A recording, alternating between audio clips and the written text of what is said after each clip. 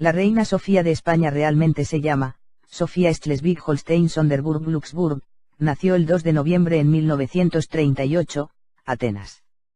Pertenece a una de las casas reales más antiguas de Europa, emparentada con los zares de Rusia, los emperadores germanos y la reina Victoria de Gran Bretaña.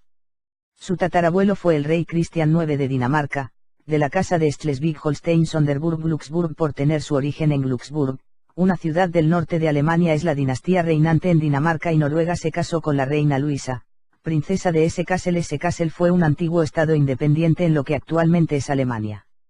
La casa Hesse-Kassel hizo su fortuna alquilando sus soldados hessianos como mercenarios para luchar en países extranjeros. Los soldados hessianos eran considerados como los mejores mercenarios. El tesoro de Hesse-Kassel llegó a ser una de las más grandes fortunas. Algunos dicen que era la más grande de todas. Mayer Amschel Rothschild, 1743 a 1812, fue el agente financiero de la casa de Hesse-Kassel. El rey Cristian IX y la reina Luisa serían conocidos entre la realeza como los abuelos de Europa, ya que entre sus hijos estaban el futuro rey Federico VIII de Dinamarca, la reina Alejandra de Inglaterra, la zarina María Feodorovna de Rusia, esposa de Alejandro III, además del rey de Grecia, Jorge. El rey Jorge de Grecia, nacido príncipe Guillermo de Dinamarca, se casó con Olga Konstantinova Romanova, nieta del zar Nicolás I de Rusia de la dinastía Romanov, los cuales se consideraban descendientes de Julio César. Es conocida la gran aversión que la gran duquesa sentía hacia la democracia: prefiero ser gobernada por un león bien nacido que por 100 ratas de mi especie. El trono lo heredó su hijo Constantino I de Grecia, que se casó con Sofía de Prusia, que era una princesa alemana, hija del emperador Federico III. Sofía de Prusia era hermana del Kaiser alemán Guillermo II y era nieta de la reina Victoria del Reino Unido, perteneciente a la casa de Hannover, que es la dinastía alemana reinante en Gran Bretaña. Jorge II, hijo del rey Constantino I de Grecia, ascendió al trono después de la abdicación de su padre. Jorge II contrajo matrimonio con la princesa Isabel de Rumanía, hija del príncipe de Hohenzollern-Sigmaringen, el cual era heredero al trono de Rumanía. Hohenzollern-Sigmaringen fue un estado alemán perteneciente al Sacro Imperio Romano Germánico. A Jorge II le sucedió al trono su hermano Pablo I de Grecia, que era el tercer hijo de Constantino I de Grecia e hijo de Sofía de Prusia. Pablo I de Grecia fue muy criticado por inmiscuirse en cuestiones políticas. Contrajo matrimonio con la princesa Federica de Hannover, duquesa de Brunswick-Luneburgo y Luneburgo, que fue un estado dentro del Sacro Imperio Romano Germánico. Pablo I de Grecia tuvo 3 hijos, Constantino, Sofía e Irene. Sofía de Grecia, por la que no corre ni una sola gota de sangre griega por sus venas, residió durante su infancia en Egipto y en Sudáfrica en los tiempos del apartheid. Sofía fue obligada junto a su familia al exilio durante la Segunda Guerra Mundial, aunque muchos de sus familiares eran nazis. Sofía cursó estudios en el internado elitista alemán de Siloú Salem. Se hizo novia de Juan Carlos de Bourbon después de quedar desconsolada al ser rechazada por Harald de Noruega, heredero al trono de Noruega. Juan Carlos fue a ver a don Juan y le dijo: vengo para darte una noticia, papá. ¿Sabías que en las Olimpiadas de Italia me he hecho novio de Sofía de Grecia? Su padre se levantó y lo abrazó. Estaba contento, muy contento. La satisfacción del conde de Barcelona venía porque enseguida adivinó que a Franco la noticia le sentaría como una patada en el hígado. Precisamente un año antes el caudillo había rechazado taxativamente a las hijas de los reyes de Grecia como candidatas a ser esposas del príncipe Juan Carlos, por el hecho de que eran de religión ortodoxa y su padre era un masón. La reina Sofía se apellida Schleswig-Holstein-Sonderburg-Glücksburg. Pero el mismo Ministerio danés de Justicia emitió un comunicado en el que declaraba que no se podía usar aquel nombre. Así pues, el calificativo y Grecia fue el equivalente del calificativo de Dios en España para algunos casos. El 14 de mayo de 1962 se casaron en Atenas, Juan Carlos y Sofía de Grecia, príncipes de Asturias, título que les identificaba como sucesores de un supuesto rey, don Juan, conde de Barcelona. Finalmente Franco no asistió a la boda, pero envió al embajador de Grecia, Juan Ignacio Luca de Tena, y en representación suya, al ministro de Marina, el almirante Abarzuza, al frente del barco insignia de la escuadra española, el crucero Canarias. También recibió autorización para asistir a la boda Alfonso Armada, que se había convertido en un servidor inseparable del príncipe Juan Carlos. Las relaciones con Franco se habían deteriorado mucho desde la boda, que había sido a medias entre el rito ortodoxo y el rito católico, cosa que no podía ser bien vista por alguien a quien le gustaba pasearse bajo palio a la más mínima ocasión, Franco. Lentamente las relaciones entre Franco y Juan Carlos fueron recuperando el buen tono, en gran medida a los esfuerzos de Sofía, que sabía muy bien por qué estaba en España e hizo todo lo posible para irse ganando al dictador. El príncipe reclamó a Alfonso Armada para el cargo de secretario. Armada llegó con el tiempo a ser uno de los mejores amigos de Sofía, con quien la afinidad ideológica y de carácter se manifestó desde el comienzo. Juan Carlos de Borbón y Borbón juró en una ceremonia solemne, como sucesor de rey del generalísimo Franco, los principios del movimiento nacional y las leyes fundamentales. Por la noche en aquella fecha ya legendaria, los recién casados príncipes de España cenaron en la zarzuela con sus colaboradores más próximos. Había una alegría generalizada, se respiraba este ambiente cuando en un momento de euforia, sin poder reprimirse, Sofía alzó la copa dirigiéndose a Armada y dijo: «Hoy tomamos el mejor vino y yo brindo por usted, Alfonso». Franco murió en algún momento durante la noche del 20 de noviembre de 1975. Al día siguiente, Arias Navarro leyó lloroso por televisión la despedida que había dejado preparada el generalísimo, su testamento político, pidiendo al pueblo español que diesen su total apoyo y afecto al nuevo rey de España. En la zarzuela se reunieron Juan Carlos y Torcuato con Sofía, Mondéjar y Armada. Lo que preocupaba más era preparar el discurso de coronación, que se celebraría 2 días después, rodeado por un fuerte movimiento de oposición desde la izquierda española, con un lema que decía: «Muera el rey fascista».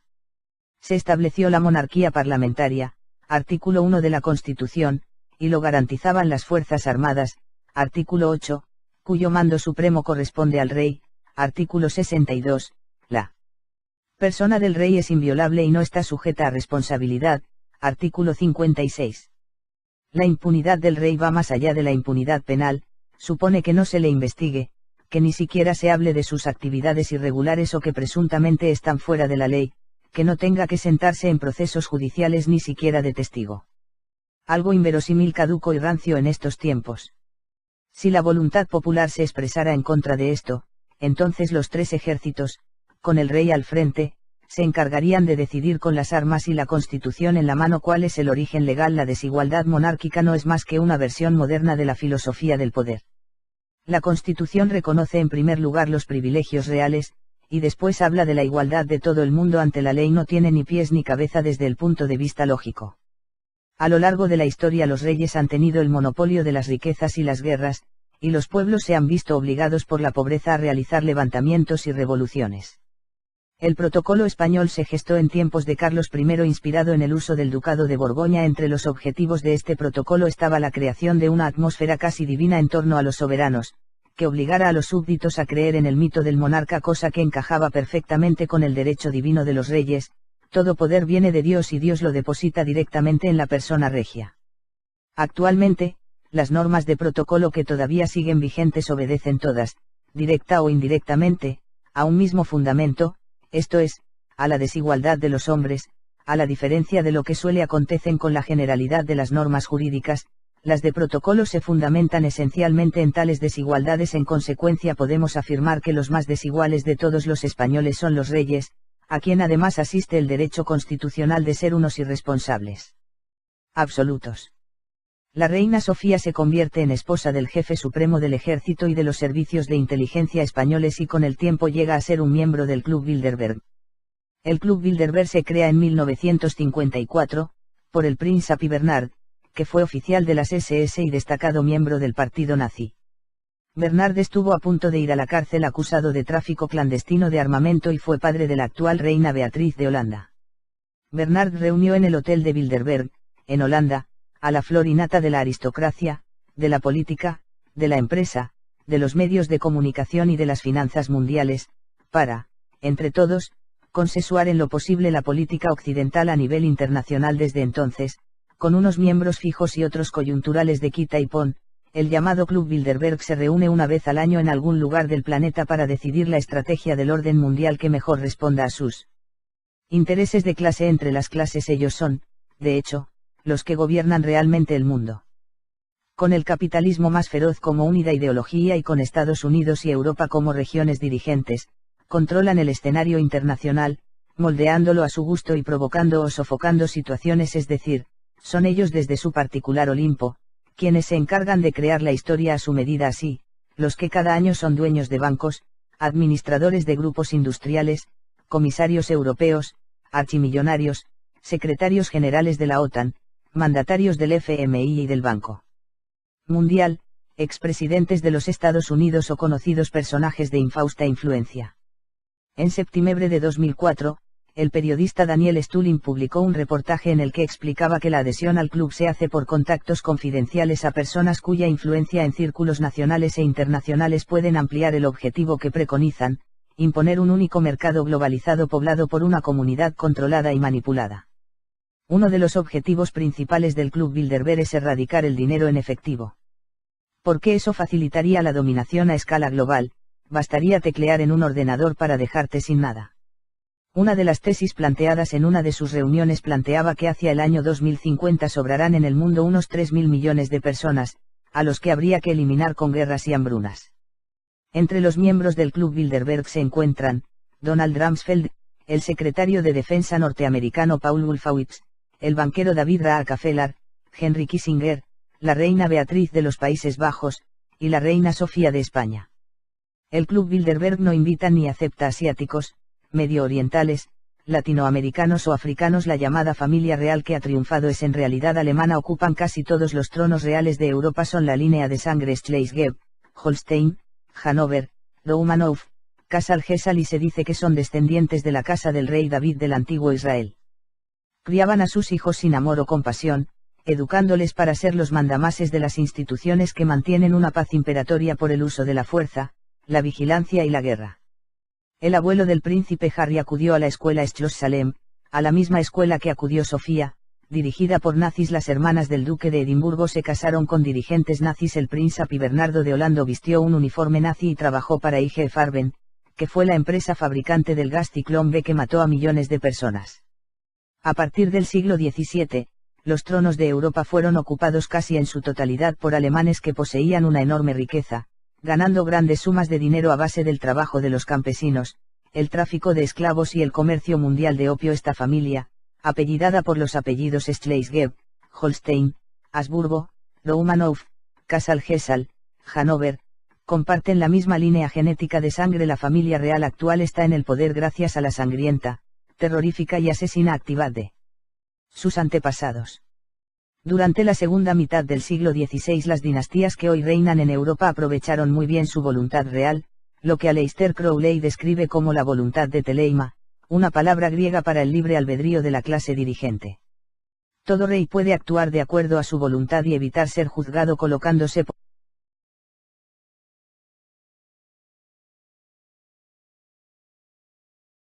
conocidos entre la realeza como los abuelos de Europa, ya que entre sus hijos estaban el futuro rey Federico VIII de Dinamarca, la reina Alejandra de Inglaterra, la zarina María Feodorovna de Rusia, esposa de Alejandro III, además del rey de Grecia, Jorge.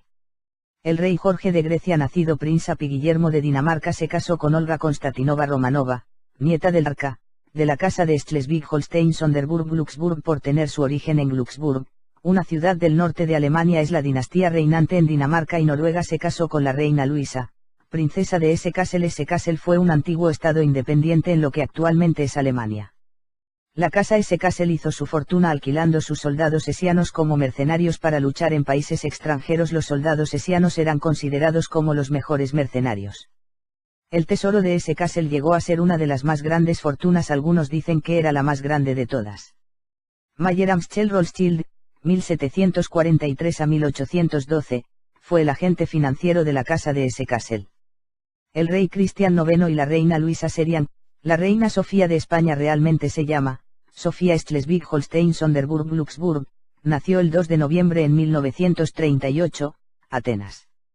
Pertenece a una de las casas reales más antiguas de Europa, emparentada con los zares de Rusia, los emperadores germanos y la reina Victoria de Gran Bretaña. Su tatarabuelo fue el rey Cristian IX de Dinamarca, zar Nicolás I de Rusia de la dinastía Romanov, los cuales se consideraban descendientes de Julio César. Es conocida la gran aversión que la gran duquesa sentía hacia la democracia: prefiero ser gobernada por un león bien nacido que por 100 ratas de mi especie. El trono lo heredó su hijo Constantino I de Grecia, que se casó con Sofía de Prusia,